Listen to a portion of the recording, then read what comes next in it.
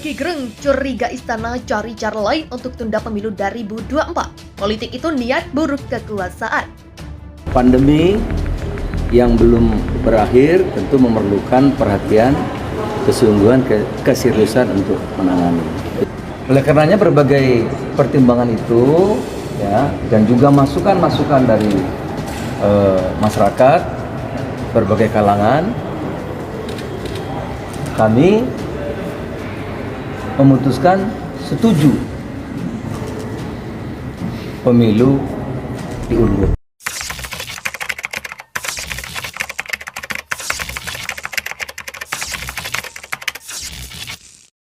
Saya menolak perpanjangan.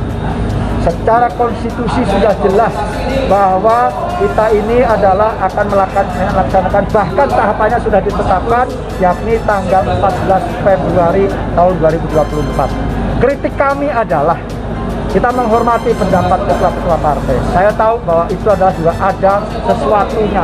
Mereka orang-orang ketua-ketua yang berobsesi untuk menjadi presiden, calon presiden, tapi lihat, surveinya rendah semua mereka. Maka mereka lebih baik masuk kembali ke zona nyaman. Ini tidak ada kaitannya dengan pemerintah, apalagi dikaitkan dengan transaksi politik. Jadi jangan sampai diseret-seret. Pemerintah hari ini sedang fokus untuk bangkit dari COVID-19.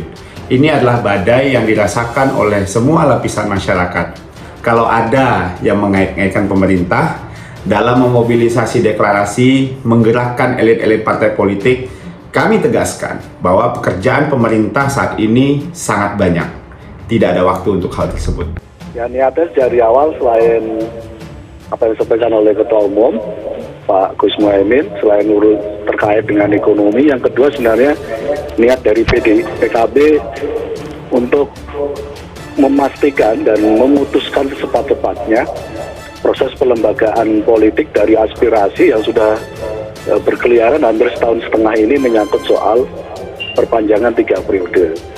Posisi PKB tidak setuju dengan perpanjangan 3 periode. Jadi tarik-menarik antara 3 periode dengan tetap pemilu 2024 dirasa oleh Ketua Umum PKB harus cepatnya diputuskan. Karena itu beliau berinisiatif menyampaikan di ruang publik supaya menjadi bahan di atas meja untuk dibahas di level parlemen dan di pihak pemerintah. Ketika di level parlemen sudah disepakati untuk tidak, ya berarti sudah, itu sekedar wacana dan usulan. Ketika pihak pemerintah, apalagi ketika sudah menyampaikan bahwa tidak ada perpanjangan, tidak ada penundaan pemilu dan seterusnya, otomatis usulan ini berhenti dengan seketika. Nah, pada konteks itu kepentingan kita, kenapa secepatnya ini didorong menjadi di ruang publik, dan ini bagian dari proses yang kita pahami supaya terjadi proses pelembagaan politik. Jangan sampai 2 tahun berikutnya ke depan ini kita masih ngomongin soal ini nggak tuntas-tuntas. Karena masih berjalan wacana ini, dan faktanya kan nyata ketika Gus Muhaimin melempar, direspon oleh PAN, oleh Golkar, oleh beberapa partai yang lain. P3 sedang dalam posisi mengkaji, Gerindra juga sama, dalam posisi ingin mengkaji ini. Yang sudah langsung penolakan kan Bang Masinton dan teman-teman. PDI Perjuangan itu tidak dalam posisi ikut-ikutan, sendiri atau bersama-sama. Hal-hal yang mendasar itu harus tetap diperjuangkan. Apa umpamanya? Sejak awal PDI Perjuangan, kami kader-kader PDI Perjuangan oleh Ibu Megawati selalu diwanti-wanti tentang prinsip dasar kita ya mengelola negara. Pertama itu taat pada konstitusi dan perundang-undangan. Karena itulah rule of the game-nya, aturan mainnya. Kepatuhan kita melaksanakan mandat dan kedaulatan rakyat itu harus dengan prinsip-prinsip ketaatan dan kedisiplinan pada konstitusi dan perundang-undangan. Karena apa? Jelas bahwa satu spirit dari reformasi dan demokrasi adalah membatasi kekuasaan supaya tidak absolut bertindak semena-mena. Maka satu diantaranya adalah dilakukanlah amandemen, membatasi periode jabatan presiden 5 tahun dalam 2 periode. Nah tentu ini harus menjadi acuan kita dalam bernegara, ya. Karena apapun sekali kita menabrak aturan rambu-rambu konstitusi kita, hukum dasar kita, maka itu akan melahirkan krisis berikutnya. Nah,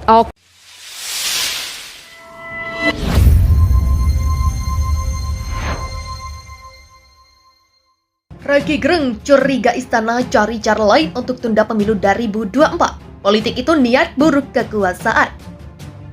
Pengamat politik Roky Gerung menanggapi pernyataan dari Ketua Umum DPP Partai Nasdem Surya Paloh terkait penundaan pemilu 2024. Diketahui Surya Paloh memprediksi tidak lama lagi usulan penundaan pemilu 2024 dan perpanjangan masa jabatan Presiden Joko Widodo akan segera berakhir. Bahkan Surya Paloh sampai menyebut game is over. Roky Gerung mengatakan tentu Paloh akan dengan gagah dan gigih mempertahankan agenda pemilu harus digelar di 2024. Ya Pak Surya Paloh, tentu pasti akan dengan gagah dan gigih mempertahankan agenda yang udah diputuskan di 2024. Ujarnya melalui kanal YouTube Roky Gerung Official Sabtu 5 Maret 2022. Sementara soal ucapan game is over dari Paloh, Roky menilai dia telah menghitung kekuatan politik di DPR dan suara publik. Jadi kalau disebut game over, itu pasti Pak Surya Paloh udah menghitung kekuatan politik di DPR dan opini publik tentu. Begitulah sambungnya. Meski sudah banyak penolakan soal usulan penundaan pemilu 2024, Roky tetap mengingatkan publik soal politik yang kerap berubah-ubah.